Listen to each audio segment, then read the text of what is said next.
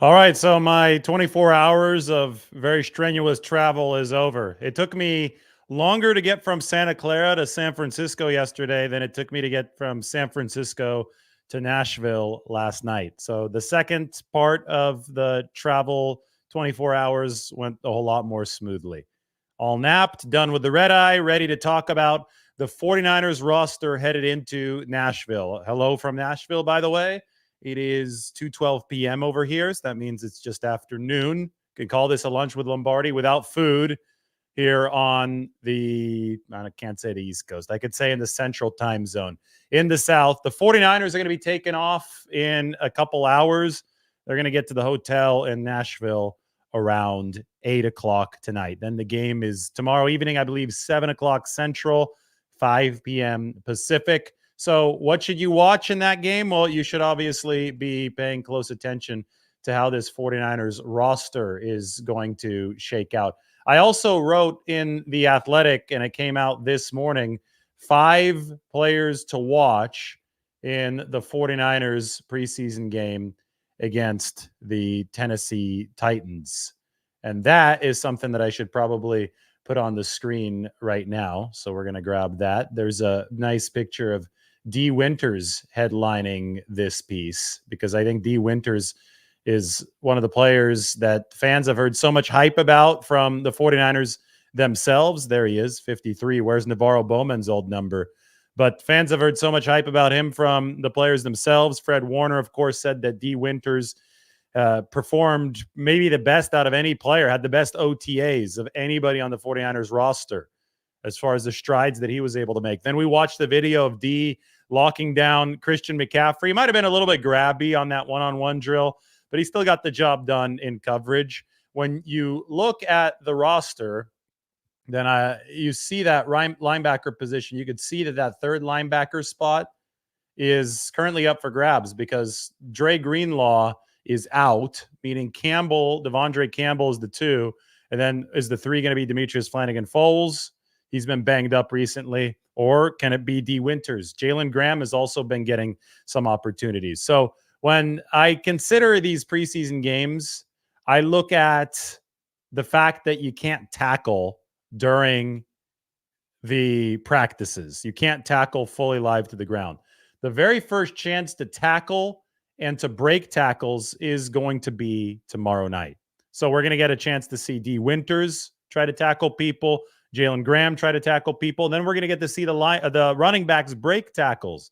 So somebody like Cody Schrader, first chance to break tackles. Bobby Turner talked about how important these preseason games are for evaluation. So up and down the roster, there are going to be opportunities for bubble guys to make moves starting tomorrow. And the most famous 49er right now, Brock Purdy. One could argue that Brandon Ayuk has been getting more headlines, but I think that the quarterback is always more famous, especially when he's as good as he is. But the most famous 49er right now, Brock Purdy, he really launched his bid to make the 53-man roster in a preseason game at Minnesota in 2022. So when you look at who's in that Brock Purdy position right now on the 2024 roster, that 2022 Brock Purdy spot, it is this guy over here, Tanner Mordecai. Hasn't had all too much of an opportunity during practices because there are limited reps to go around when there's a battle for the second quarterback spot that's happening right now between Josh Dobbs and Brandon Allen. But Tanner Mordecai is going to get significant snaps in this first preseason game against the Tennessee Titans. And he can show that he's a gamer, just like Brock Purdy did in 2022. And then all of a sudden, you can start having conversations about Tanner Mordecai potentially staying in the building. As far as the running back position, well, Cody Schrader's impressed them. Look how much pink there is shaded here at the running back position. Those are all injuries that the 49ers are dealing with. So McCaffrey, Mitchell, Garendo, Patrick Taylor. That means that you've got Jordan Mason available, Matt Breida available, Cody Schrader available, and Keyshawn Vaughn, who they just signed, available. So big opportunity for somebody like Cody Schrader. He's likely going to get a nice chunk of snaps in this football game. Moving forward to the receiver position, I mean, we've been talking about Ayuk so much. Nothing new on that front. quite literally, Diana Rossini on her podcast said this, by the way, about Brandon Ayuk. Brandon Ayuk wants to be there, meaning San Francisco or the Bay Area, Santa Clara to be technical. He wants to play for San Francisco.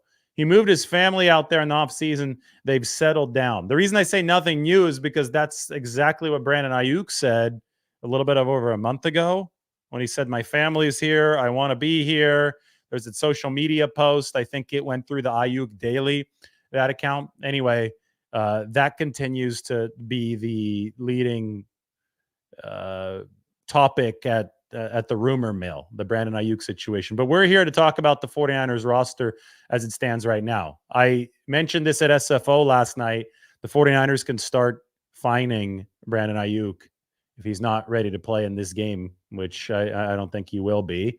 $785,000. That's a lot. I don't know if they're going to play that kind of hardball. We're still trying to gauge exactly where the 49ers are as far as determining whether or not to put Brandon Ayuk in a box, but do not expect to see him on the field. Now, it's going to be interesting. Will he travel with the team? I doubt that as well, but we're on uncharted territory here. So why don't we just kick back, wait and see what happens. Deebo Samuel's not going to play either. Juwan Jennings, a starter. He won't play. Jennings is from this area, covered his football camp a couple weeks ago. I think that I can maybe repost that video that we made with Juwan Jennings. I might actually even find that here in a second. Jacob Cowing is back from his injury, so we might have our first chance to see the 49ers rookie out of Arizona. Pearsall's been dealing with the shoulder. It would surprise me if he played just due to that. Conley, obviously a veteran, won't play. Maybe somebody like Trent Taylor has to pick up a lot of the slack for the 49ers. Taylor lives here as well in the offseason. It's just going to be a bunch of guys that live here in Nashville playing. Jordan Mason, Trent Taylor.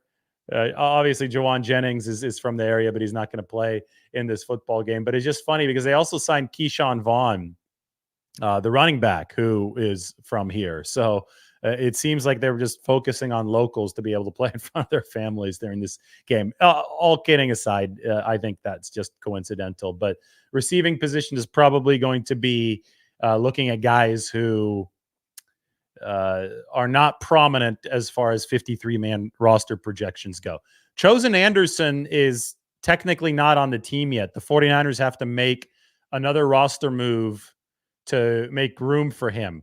The 49ers did bring in a new punter, and that new punter used to punt for the Steelers. That was according to it's Presley Harvin III, and that's according to Ari Meroff, my sports update on Twitter. Presley Harvin III punted for Pittsburgh over the past few seasons, and the 49ers have needed a punter to take the place of Mitch Wishnowsky, who's got some knee irritation. So Presley Harvin III aboard for one preseason game. I'm not quite sure how big that paycheck's going to be, but he'll make a little bit of money for it. We'll go ahead and put him on the roster right now as depth behind Mitch Wishnowsky. And with that, and with the addition of Robbie Chosen Anderson, the 49ers are going to need to make two more roster transactions to make those two transactions official. They haven't announced the Harvin signing, and they haven't announced the signing of Chosen Anderson, but we know that those two are going to happen. It's just a matter of what the corresponding move will be.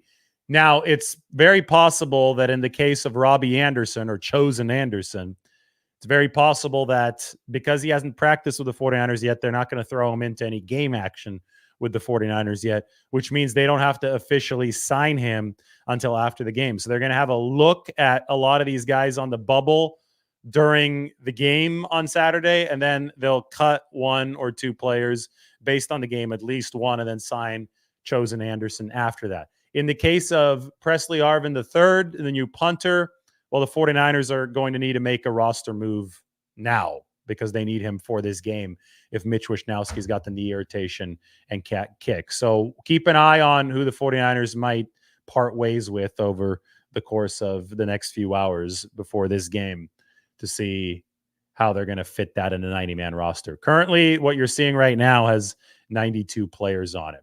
Tight end room. Mason Pline, I'm really excited to see him in a preseason game. I think that he is probably destined for the 49ers practice squad, but he's obviously got to secure that, and this will be his first NFL action. Somebody like Cam Latu, it may be a last gasp for Cam Latu, who hasn't really wowed anybody at training camp. Hasn't dropped as many passes as last year, but he has made some mistakes. And yes, he's a third-round pick, but the 49ers have shown over the past couple of years a willingness to move on from third-round picks after the second training camp if it isn't good. And if Cam Latu continues to underwhelm, then the 49ers will have no choice but to move on. It's going to be a crowded 53-man roster. Dominic Pooney and the first-team offensive line, and I've updated the roster here to illustrate that. Obviously, Trent Williams is not with the team right now, so Jalen Moore, the second stringer, is slotting in for him. But Dominic Pooney, Banks at left guard, Brendel at center, and Colton McKivitz at right tackle are all expected to play for the 49ers, at least for the start of this game, because they want to get their first team offensive line as part of the audition to start the preseason. They want these guys working together. All right, the 49ers have made the corresponding moves just in time. Perfect. 49ers have announced a couple roster moves, so let me get this for you. They signed defensive lineman Jonathan Garvin and punter Presley Harvin III. Okay, that's just what I just said. In order to make room on the roster, they placed Austin Bryant on IR and released Logan Thomas. So that's it for the Logan Thomas era. Turns out that the 49ers weren't happy with the progress that he made or couldn't make blocking wise. 55 catches for Washington last year, but as I had reported, they needed to get more blocking out of him. It was a different type of system in San Francisco than in Washington, where blocking comes first for these tight ends, and it's a tough technique to learn. These guys have to be extended offensive linemen. So Logan Thomas is the 49ers cut to make room alongside the Austin Bryant IR designation. That makes room for Presley Harvin III and Jonathan Garvin. They still have not signed Chosen Anderson. So what I predicted about 2 or 3 minutes ago, I think is going to come true. They'll wait to sign Chosen Anderson until after this game. So here we go. Austin Bryant is a defensive lineman who's going to be headed to IR. That likely ends his season unless they use one of the 2 return designations for him. We'll erase Austin Bryant here, and we'll move Austin Bryant to IR, where Drake Jackson now is as well. Jackson's season is finished. And we'll also take Logan Thomas, erase him from here, and now the 49ers only have 3 tight ends on the inside of my 53-man picture. Are they only going to carry 3, or is Cam Latu going to be the 4th? Jake Tonjes, by the way, has not had a bad training camp, so keep an eye out for Jake Tonjes. Jonathan Garvin is the defensive lineman that the 49ers have signed. I'll very briefly tell you about Jonathan Garvin. Was with the Packers from 2020 to 2022. Out of the NFL since then with the Birmingham Stallions this year in the UFL. Jonathan Garvin out of Miami, a 7th-round pick, just like Tatum Bethune. He's going to be playing some defensive end for the 49ers. He's about 260 pounds, 6'4", about 260. So we can go ahead and put Garvin into the Austin Bryant spot. They just put Bryant on IR. Justin Garvin, veteran, takes his place. So there's your 49ers roster. 91 total people on there, but that's just I'm cheating a little bit, right? I'm getting ahead of myself. Chosen Anderson will be on this team, but they're not going to officially announce it until after this first preseason game. Wasn't out of practice yesterday either because he's not officially signed yet. That's the 49ers roster heading into Nashville. Perfect time for a roster update from the 49ers. We can keep on moving through quickly here on defense. What do we expect at the defensive line position tomorrow? Well, some Kalia Davis, maybe T.Y. McGill, Evan Anderson. Looking forward to seeing him. Shaquille Brown, the former Titan. I think a lot of these backup defensive tackles who are vying for that final rotational spot, I think it's going to be a big day for them. Robert Beal Jr., too, he's vying for that fourth and final defensive end rotational spot. Important day for him. Linebacker, I can't wait to see Tatum Bethune out of Florida State. And this is a guy who's his defensive coordinator said he's trying to take people's heads off in college ball. And you've got to make sure that he stays restrained enough to not pick up penalties and stuff like that. It's kind of like Dre Greenlaw, but it's a trade-off that you like to make. Bethune, not great in coverage, tight hips. I think that was something that was agreed upon, even on his college tape. And in one-on-ones, he struggled a bit in coverage as well. But he is the type of player, it's not really fair to him until you can go tackle live to the ground because he's an enforcer type. So look out for Tatum Bethune, the 49ers 7th-round pick at that linebacker position out of Florida State. He's going to get a chance to play tomorrow. I wonder what they're going to do at the DB positions. Are they going to let Renardo Green, Malik Mustafa, those guys play? I would assume so. We're not going to see Ward. We're not going to see Yadam. By the way, Yadam has been hurt lately. He's missed a couple practices. We can shade him there in pink. Not going to see Lenore. I doubt that you see Jair Brown. So you probably see a lot of Malik Mustafa, a lot of Renardo Green. Darrell Luter Jr. has been out of practice, but working off on the side in his jersey. So I don't know if he'll be back in time for the game. You'll definitely see a lot of Ambry, a lot of Samuel Womack. Those are bubble guys now at this point. And we'll see if Tracy Walker, the new safety, is able to suit up for the 49ers. Jalen Mahoney, by the way, speaking of the Nashville connections, Jalen Mahoney went to college in Vanderbilt. So he's going to have a chance to make a move potentially for the practice squad back near his old stomping grounds. All right, that's it. That's a look at the 49ers roster. Wanted to give you guys a quick little overview here from Nashville. Remember, the meetup is tonight, 5 o'clock at the Omni, the Bar Lines Bar in the Omni. So if you are in town, come over the happy hour. It's going to be fun. We're going to have a little bit of a meetup. Then the 49ers get into the city at around 8 o'clock. So everybody take care. Have a good Friday afternoon.